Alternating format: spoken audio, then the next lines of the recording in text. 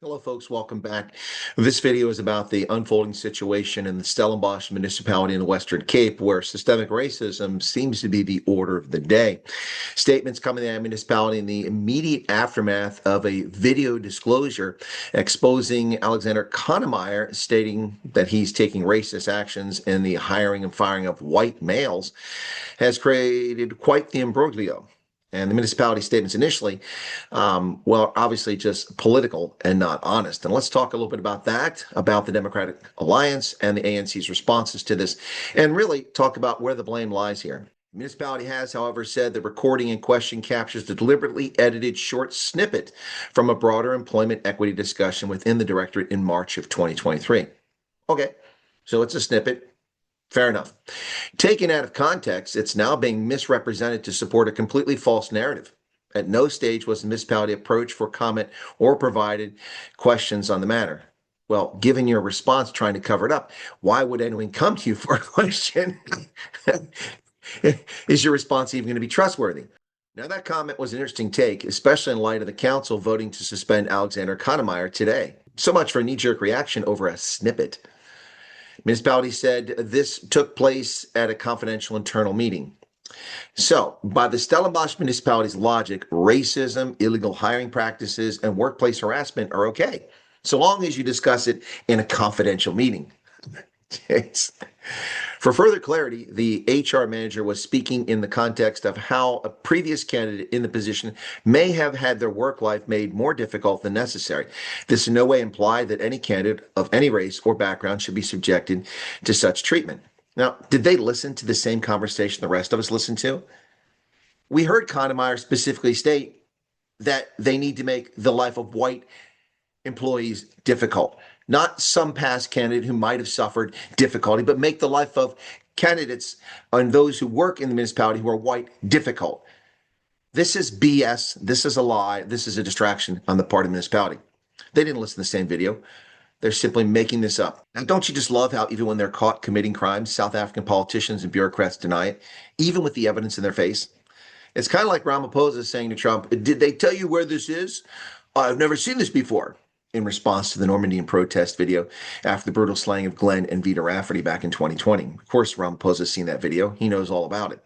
And of course, Trump had the brilliant response when Ramaphosa said, "Did they tell you where this is?" Trump looked at him like he's some kind of chump and said, "It's in South Africa." Now, once again, this proves that the conversation has been taken entirely out of context, and the municipality cannot stand for such distortion. It should also be noted that this matter was subject to full internal investigation as well as proceedings at the CCMA. No findings were made. That's a response to the Cape Independent. Distortions? The Stellenbosch municipality needs to drop a tender to purchase mirrors because apparently they don't have any, or the ones they have are cracked because they can't see their own complicit behavior here. So you're telling us, Stellenbosch Municipality, you previously reviewed this video and this situation and found no wrongdoing. Yet now that the video is surfaced for the public to see and the Democratic Alliance is suddenly shocked and taking action, which is it? Folks, this ham-fisted, pathetic initial effort to deny patent racism is a typical political response. Deny, even in the face of the facts. This comes right out of rules for radicals. Saul Alinsky. The Democratic Alliance and the municipality quickly backtracked on this statement after a second segment of the video was released. Now today, Friday, September 5th, 2025, after the Democratic Alliance sought to distance itself by claiming they're a political party that does not interfere in the bureaucracy, the council, run by a majority Democratic Alliance since 2011, about 15 years ago, held a hearing and called for Kannemeyer's suspension, but only after the matter was publicly exposed. So which is it? It's not your fault, DA. You're just a political party committed to non-racialism? Or do you actually have authority over municipal employees and he must be punished? Well, your actions today would indicate that the council does have oversight of the bureaucracy, which is what I indicated from the beginning when you claimed you didn't. Look, folks, I'm not trying to blame the Democratic Alliance for the racist actions of Mynheer Kannemeyer, but their dishonesty over the matter is very telling. Additionally, Kannemeyer's racist hiring policies make little to no sense. By most measures, Stellenbosch is more diverse than many other South African municipalities. It already has very few whites in leadership positions, despite the fact that a huge chunk of the population is white. And of course, there's no reliable demographic data. The most recent data that I can find publicly available is from 2011, says 63% of the population in Stellenbosch is white. But wait to hear the numbers of how many whites are in senior employment. Must white South Africans simply be eliminated? Must they disappear like white Zimbabweans, dropping from 300,000 or 400,000 down to less than 20,000? Must they be completely removed from society like Zimbabweans were? The municipality's 2023-2024 annual report lists 6 directors. 4 of them are colored and 2 are white, with no black directors. Now, among senior management, there are 15 managers who were colored, 7 who are white, and 3 who are classified as African or black. So the fact that half or more of the population is white means that they get to have just 1/4 of the managerial positions or less. In Mynheer Kannemeyer's world, it seems, based on his own statement, that 1 white is too many. Now, that's not transformation, ladies and gentlemen. That is racial revenge. It is illegal, immoral, reprehensible, and warrants close scrutiny by free nations the world over. When the National Party racially excluded black South Africans, the ANC pleaded for the world to take action. In 2025, when the government of South Africa openly discriminates against racial minorities, the ANC is silent, complicit, and immoral. The ANC's complicity in systemic racism was reinforced to the world of view in the immediate aftermath of the video release with a public statement defending racism in Stellenbosch. The African National Congress, the second largest party in the Stellenbosch Council, said it condemned with clarity and conviction any attempt to misrepresent Acting Director Kannemeyer's comments and what appears to be a racial smear campaign against him and the unfair conduct of distortion from the essential matter of transformation. Now, is this not ironic? Kannemeyer himself admits in the video that his actions will be viewed as racist, and he has no problem being called racist in his effort to drive white men from employment with the municipality. In the statement, the ANC caucus chief whip Ayanda Tomosa said, "Context is key." Indeed it is. Acting Director Kannemeyer's intervention reflects deep concern over the persistence of apartheid-era appointment patterns at Stellenbosch Municipality, where white males dominate even when there are highly qualified internal staff. Now, I don't know if Tomaso's ability in mathematics is one of those 30% graduates, but when you've got a minority of whites in a city that's a plurality or majority white, I'm not really sure how whites are dominating. I gave you the numbers from the city's report of who fills those leadership positions. And no, Kannemeyer's words are reflective of the ANC racist agenda disguised as transformation, which is a dog whistle for racial revenge. Also, Kannemeyer freely admits that internal candidates are substandard and unqualified, hence the reason external white men keep scoring highest on applications. Kannemeyer's words point to a systemically racist system that neglects the professional development of staff at the expense of the Stellenbosch community and the victims of his racist ideology. Rather than address the municipality's shortcomings when it comes to professional development, training, and mentorship, Kannemeyer's solution, which all present in that session appear to eagerly agree with, is to hire unqualified staff to eliminate white men.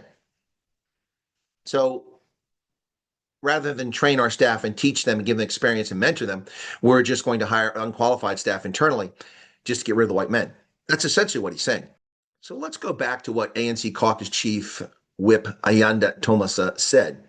When there are highly qualified internal staff, no, Tomosa, your statement is a lie. Kannemeyer did not reference qualified internal staff. It was quite the opposite.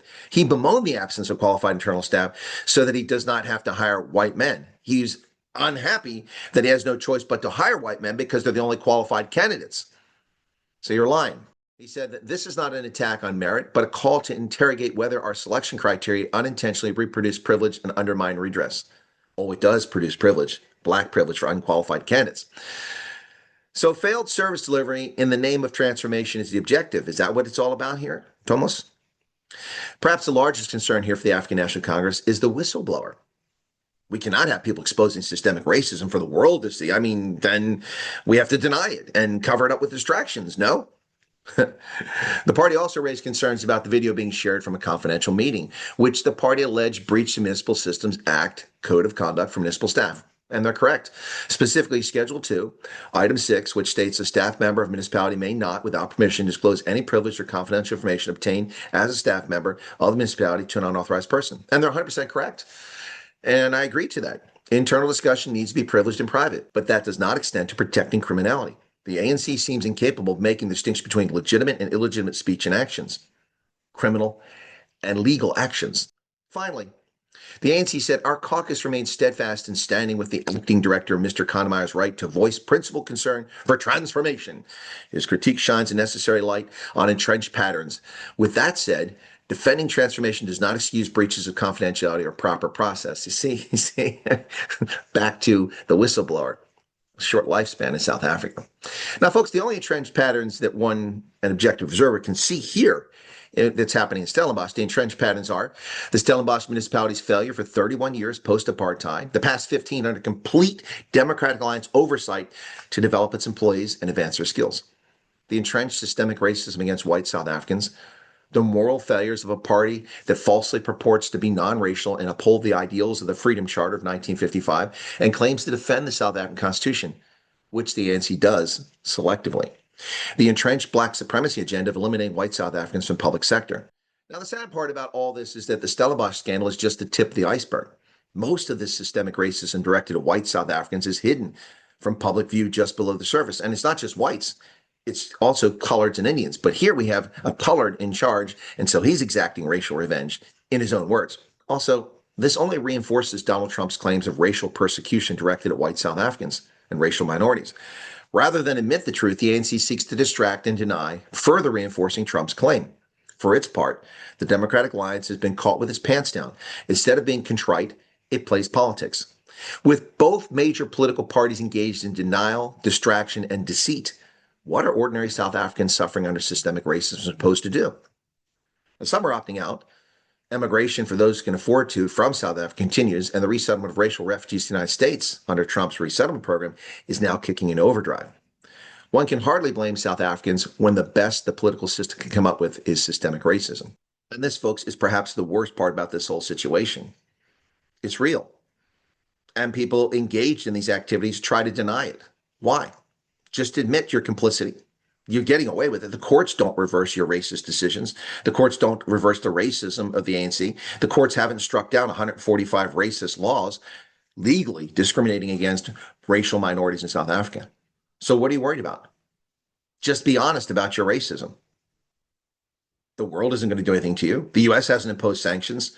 You haven't been removed from SWIFT. There's no embargo on goods to South Africa. No one's been punished in South Africa. All of these egregious actions against the citizens of South Africa, people born, raised in South Africa, being discriminated openly by their government against them. The world has taken no note of this. So why hide it? Just be honest about it. You'll feel better about yourself. What say you, South Africa, Mzansi? Disappointing, to say the least. Cheers.